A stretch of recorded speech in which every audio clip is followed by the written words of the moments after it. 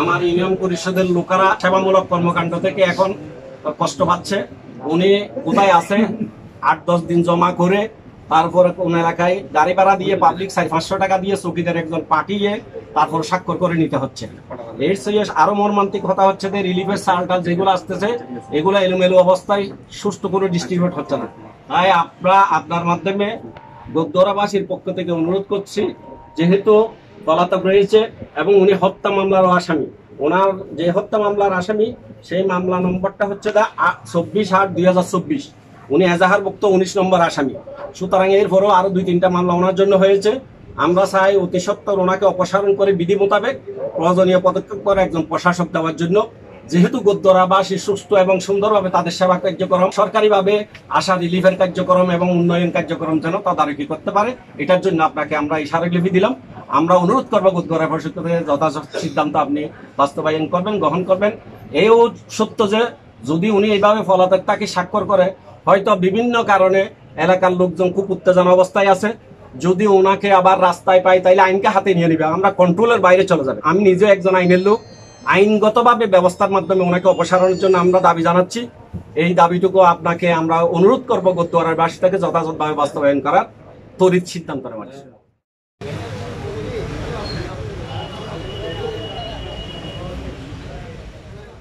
আজকের আমাদের গদ্দরাবাসী অনেক দিনের 10 বছর ভোট দিতে পারে নাই, মানুষকে তুচ্ছ তাচ্ছিল্য করে ব্যবহার করা হয়েছে।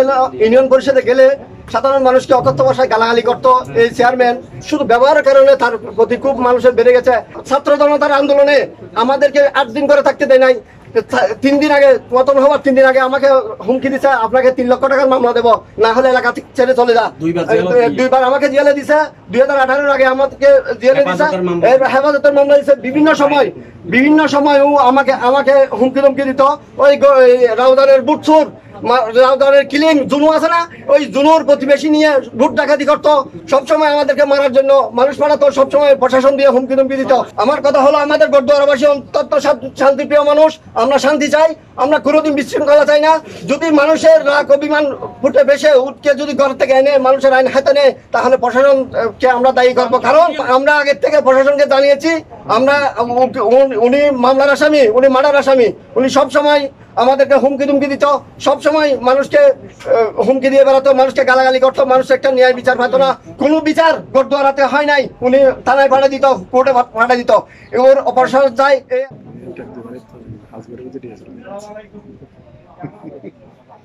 আমি বলি অফিসিয়ালি, আমি আপনাদের বলি যে জেলার বিষয়, আমি কারণ তাকে ইউনিয়ন পরিষদ চেয়ারম্যান বাতিল করার এখতিয়ার বা তাকে না করার মন্ত্রণালয় সিস্টেম, ঠিক আছে। আপনি জেলা প্রশাসক, সার্কুলেশন আমার আছে, জেলা প্রশাসক অথবা বিভাগীয় কমিশনার এটা দায়িত্ব পালন করবে। মানে অপসারণের যে কথাটা আছে পরিবর্তে একজন প্রশাসক দিতে পারবে। এই যে সার্কুলেশন আমার এখন ডিসি অথবা বিভাগীয় কমিশনার যে কোনো একজন আপনাদেরকে এটা প্রশাসন নিয়োগের। আর এটা আপনাদের যথাযথ ব্যবস্থার জন্য আমরা ঊর্ধ্বতন কর্তৃপক্ষকে অবহিত করবো, ঠিক আছে। অবহিত করবো, আমরা আজকে চিঠি দিয়ে দিব, ঠিক আছে। আর এই বিষয়টা যেটা আছে যে অন্যান্য যে সংশ্লিষ্ট সেবা যেটা আছে, আমাদের ইউনিয়ন পরিষদ প্যানেল চেয়ারম্যান আছে, তারপর বা আমার প্যানেল চেয়ারম্যান নাই, গদ্দরা প্যানেল চেয়ারম্যানও দায়িত্ব নিতে পারছে না। উনি ভয় লাগাইছে, আমি একজন মেম্বারকে, এরা সবাই একজন মেম্বারকে দিতে চাইছিল 1 নম্বর প্যানেল চেয়ারম্যানকে। ওই প্যানেল চেয়ারম্যানকে ডাকে বলে দিয়েছে তোমরা কেউ দায়িত্ব নিবে না, সেই কারণে প্যানেল চেয়ারম্যান। আর যেটা হোক, যেটা আপনারা অফিসের কাছে আমাকে জানিয়েছেন, ঠিক আছে, এটা নিয়ে আমরা যথাযথ ব্যবস্থা গ্রহণ করে দিব, ঠিক আছে। আর একটা বিষয় যেটা আছে, আমাদের আইন অনুযায়ী যেটা হয় আমরা সেটা করবো, আর এটা আমাদের ঊর্ধ্বতন কর্তৃপক্ষকে আমরা অবহিত করবো।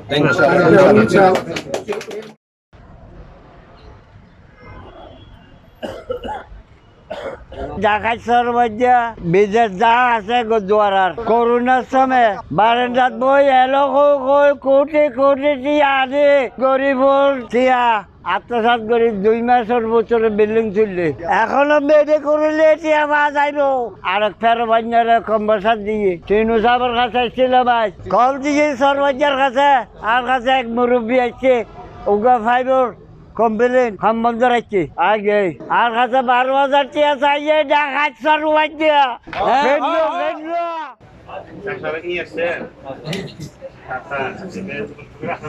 বুদ্ধিতে ভালো নাই বিতুল ভাই মনের জ্বালা ভাই